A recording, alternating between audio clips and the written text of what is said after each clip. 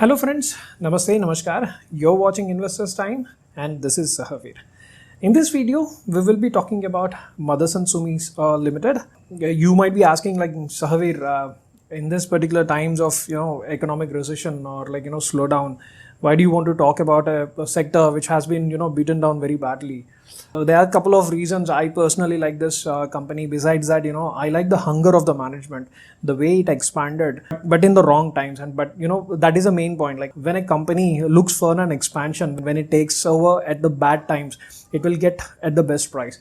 You can see in our case also. At this particular times, you are getting some good blue chip companies at the most cheapest price.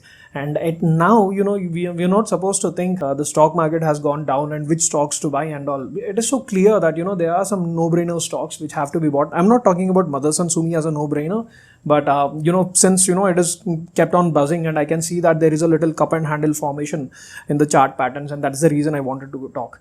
And even this slide speaks a lot. If you see, the car with many parts. Motherson Sumi is concentrating on the number of parts used in a car instead of expanding into some verticals which is not really related to the core portfolio of the company. What it is doing is that it is doing a beautiful integration. It has given a 5-year plan and it is going according to that. And it is beautifully integrating through organic or inorganic or joint ventures. If I have to give you an example about the number of products used, consider that now, because of many acquisitions, the number of products used in a car supplied by this company has increased by 25%.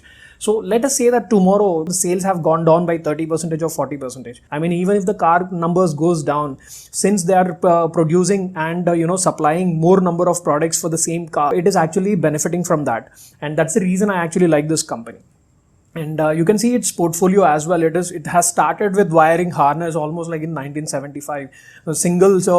He has started with his mother by supplying to Maruti 800 way back in 1977. Then it started expanding into vision systems, modules and polymer products, technology, metals and metal products, retails and services, aerospace, defense and security. Then into logistics as well. It is almost present over 270 facilities across 41 countries. One more good thing which I like is that they don't tell about the next quarter or the next year. They have a 5-year plan and they could go according to that, building blocks for sustainability of the growth in the next time. You can see that it wants to support customers globally, but through the local investments. So it doesn't want to export from India, but what it wants to do is that locally, whatever stressed factories are there, they want to take over those and then it wants to supply that local. And they have a beautiful 3CX15 policy which says that no country, no customer, no component has to contribute more than 15% to their revenues. It means that they want to expand left and right, but they don't want to focus only on a particular one Europe or India or something, but they want to make sure that they expand in such a way that they'll get 15% revenues from every place. So consider that now Tata Motors has gone down because the Chinese and European economy has gone bad, and from that time Tata Motors is going down. So if at all it is focused more on only 2 countries, so that is what the problem will come. But what it wants to do is that it wants to diversify in such a way that 15% of revenues will come from almost all countries. And coming to the overview of this company, the market cap stands at 27,648 crores with a current price of 87.55, generating an earnings per share of 4.43, which has a face value of 1, which means that there will be no more splits and all, and it has a book value of 34.9. And talking about the valuations of the stock, market cap per sales actually looks very cheaper, like at 0.42, but in the stock PE stands at 19.53, price to book stands at 2.5, which is okay. PEG ratio is 1.21. PEG ratio, it can be till 2.5. As long as PEG ratio is almost at 2.5, till then it is considered as a cheap stock. And it has reserves of 10,707 crores, and by 2019 it has also a free cash flows of 1,627 crores. For sure this company has huge debt, but thing is that it also has free cash flows, it also has reserves in its hand. One point which I don't like is that it has pledged almost 13.05% of its shares, and by the way we see that the stock price is going down. Tomorrow if at all it falls very bad, they will lose holdings unless they don't give this pledged back. Debt to equity stands at 1.13 with current ratio of 1.05 and interest coverage ratio of 5.12. So this is almost so numbers. And Rose stands at 16.91, which is good, and Roy stands at 15.42, which is good. Rose I actually like if it has almost about 25%, but when a company is very aggressive and it starts to expand, you cannot expect Rose to be about 25%, just in the first year or in the second year. It takes a little time. Maybe it takes 3 years or 5 years for the company to reap benefits from the new ones. Like even the margin expansions have to work. The factory has to run in full mode, so it will take a little more time. And also, before going further, looking at its evolution or the expansion process, I just want to tell you, we will just look at the auto ancillary sector on a whole, just to make a comparison, and you will realize, why I actually started this stock. First thing which I see in any sector is that, it has to have a high ROS. And in this particular auto ancillary sector, I can see that, if there is any stock which is beautiful, it doesn't have debt, and ROS is very high, and it also has interest coverage ratio and free cash flows. It is Rani break lining. If you see the free cash flows from the largest to smallest, you will see that Motherson Sumi Systems stands at the highest, and the second one is at Mahindra CIE. And you can also see that deliverable quantities in Mahindra CIE has been high in the last 5 days. So you can actually keep these two, because Motherson Sumi Systems is breaking out a cup and handle one, but you have to remember that Nifty is going to fall tomorrow also.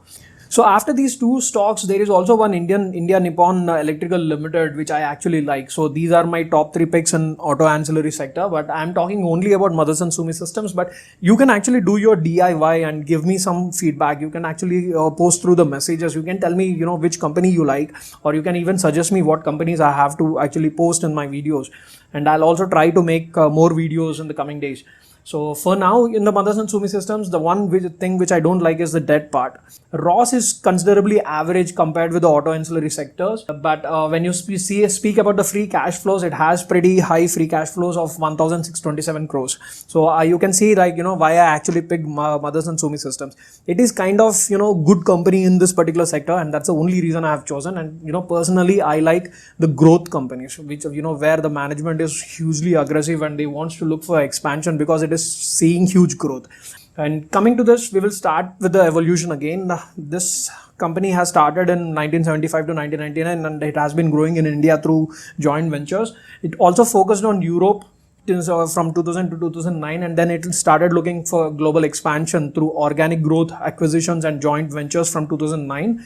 And if you see into India, it started its wiring harness as the first business, in Maruti Suzuki 800. Then it has done left and right vertical integrations. Till date, there are almost 33 existing joint ventures partners for this company, which is a beautiful thing. And if you see the focus on the Europe, it have once large customer base has asked these people to actually set up their plants in the Europe itself, and they have from then they started expanding. And coming to the global expansion, it has done SMR, SMP, and some acquisitions in Germany as well, a PKC group acquisition, and also it has done Radel, which is the new one. This is a very newbie. And if you see the organic growth, there are almost 33 facilities established across 9 countries during the last 5-year plan. And now if we talk about, the previous acquisitions which it made long back in 2009, 11 and 17, which are Visio Group, which works in mirrors and vision systems, it almost doubled the size of the group. And even 2011, it has taken a Peguform, which works in polymer division. It has almost doubled the size of that company. Now it is working on PKC also, and it is looking for globalization of this.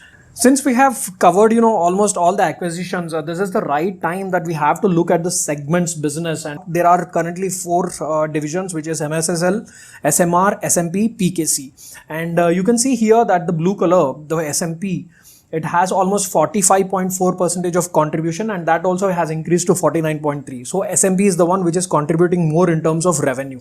And then the SMR stands high at 20.6%, and then MSSL is standing high at 12.4%. We can see a little decrease in the revenue distribution of MSSL and SMR as well, but there has been an increase in SMP contribution. And but the beauty part is that though SMP is contributing more and MSSL is actually contributing less, you can see that the profit contribution is actually high from MSSL and SMR. But the one group, SMP, which has actually higher revenue contribution, it is actually contributing less in terms of profit. That means that the margins are actually less for SMP.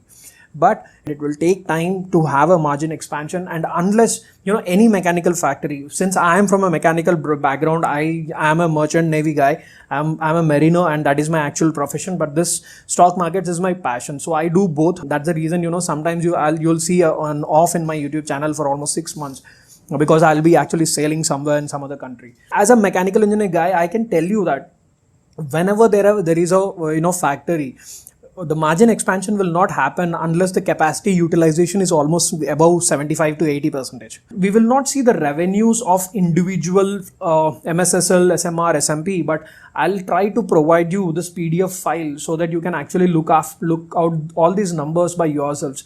So coming to the profit from MSSL standalone is that you can see pretty much this margins have actually fallen down. The orange color, it has fallen down from 16.1% to 12.3%. There has been a slowdown in the auto industry, and for that reason you can see the sales numbers have almost fallen from 297 to 202.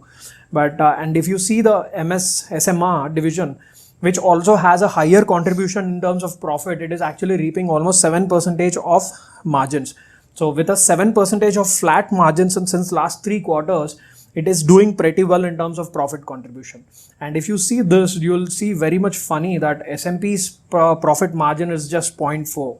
And even with this 0.4, you can see that the revenue is pretty high, but it is not making anything in profits. You can see it is giving only in 33.11 crores of profits, but it has potential of giving 167. But for this to happen, what we have to do is that any friend of mine or me, whoever is speaking that I am a long-term investor and I want to hold a stock for almost 10 years, so these are the companies that you have to take. Whenever a company is beaten down, not because of the self-company reason, but because of some global reasons which is not relevant to that particular company, then you have to actually pick. So, and the PKC profit as well, this has a little lesser contribution. You can see that even the margins are flat. No, actually they are actually decreasing. They were 7.1, 8.5, and now it has fallen to 6.3%. And even the sales numbers have actually fallen to 142 crores. And now we will see about the main part. This is my Buffett rule, which is my favorite part. I don't see anything beauty in this, but 3 years growth has been flat if you see in the sales term. But if you see the EPS CAGR, you can see that it has fallen from 18.07 to 1.25. Coming to the balance sheet of this company, you can see the reserves have actually grown from almost 1127 to almost 1646. But along with that, from this expansion, you can see from 4,602 crores of borrowings, it has almost increased to 11,534. So it has reserves, but it has borrowings as well. Obviously the interest payments will be high, so we need not talk much about this company, and it has been actually going up only. Even with the returns, the ROS has been actually falling down. You can see the ROS, which was 29% in March 2016, it has fallen to almost 15%. We need to give a little more time for this to actually expand.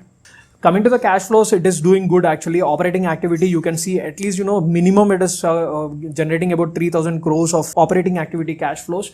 And even the net cash flows, it is standing at 777 crores. The company has a little product demand, and that's the reason we can see that why it is going for such huge expansion. So the debtor days have been falling, which says that it is not giving its products for credit. The yearly margins have gone falling down. So from 9.7% of OPM, which was there in 2017, it has fallen down to 8.4%. And the net profit margins have beaten down very badly from 3.7 levels to almost 2.5% levels, which is not actually good for this company. And speaking about the yearly sales, you can see in 2019 it has clocked about 63,523 crores. Even in the con call, they are very much particular about increasing the top line, the revenue contribution. So we can see the revenue has been going up. But as soon as the factories will contribute about 80% capacity utilization. And also I have to tell you that recently there has been a news where the factories have started gone to almost 80% capacity utilization, which is a good part. I have to remind you one thing, that if at all you haven't subscribed yet, please do subscribe to my channel, and also get associated with me with any of your suggestions, or how should I make a video or something, and I'll surely appreciate any suggestion from your side. why I'm telling about this stock when it is not the right time is that you should also have a watch list. You should have all the blue chip companies in a particular sector. At least 3 companies, 3 blue chips from every sector you need to have already a watch list. Once you have the watch list, tomorrow when the stock falls badly, you need not actually start looking or searching for some companies, but you should have a watch list already where you will know where are the rejection prices and you can actually pick that stock. Coming to the yearly profits, first thing, the blue color bars, you can see that this is almost like 20% of contribution is happening through the other income. But if you see the year net profits, it has almost clocked about 1,613 crores of net profit, which is a flat increase of profit compared to the 2018. And speaking of the yearly EPS, so it has been flat since 3 years. From 2017, it has been flat at 4.9, 5.1, 5.1. Coming to the Ben Graham model, at this particular price of 88 rupees, and here you can see that the long-term growth rate I'm considering it as 6.2 and highest growth rate I'm considering as 8.8. So if I compare these two, comparing with the lowest growth rate, it is almost at the same levels. But if at all this company is growing at a 8.8 pace, the actual value, intrinsic value is 108. So it is almost a 24% cheaper at this particular 88 rupees price. And so this is all about Motherson Sumi Systems Limited, and I hope you like this video. And I have also must say you, if at all you want some guidance personally, I can actually help you out. I can tell you a few things, but I'll be very blunt. If you want to learn, I'll tell you so bluntly that you should also think by yourselves. And I actually love to help anyone, who comes in my way, because, when I started my journey in 2016, it has been a, rough path, because I had to, follow many other market pundits. And, I got some blows as well in sugar sector and also in NCLT stocks. So it took me a little hardship. So that's the reason I'm very much happy to help you people. If at all you have any doubts, please do message me. I'll be definitely replying you at least in, 2 hours or 3 hours. And also, if you are looking to learn some fundamental analysis of any company, this video is that example, because, I never give you colorful picture. I don't give you unnecessary data in my video. So everything that I go through in a company, that is what I put in this video. And you should know that, these are the steps to actually screen a company. And this Excel sheet, many people are asking if they can get this Excel sheet. This has been my treasure. I've been working on this for several months, and it has took almost 1 year. This is version 12, I guess. And I've put lots and efforts. It doesn't come for free, for sure. But I can tell you where you will get all this data and how you can actually prepare an Excel sheet like mine. For that, I'll definitely help you out. So that's it for today, friends. If at all you like this video or the company, please hit the like button. And if at all you have not yet subscribed, please do subscribe, and don't forget to share with your friends. Happy investing. Stay home, stay quarantined, look after your health and your family.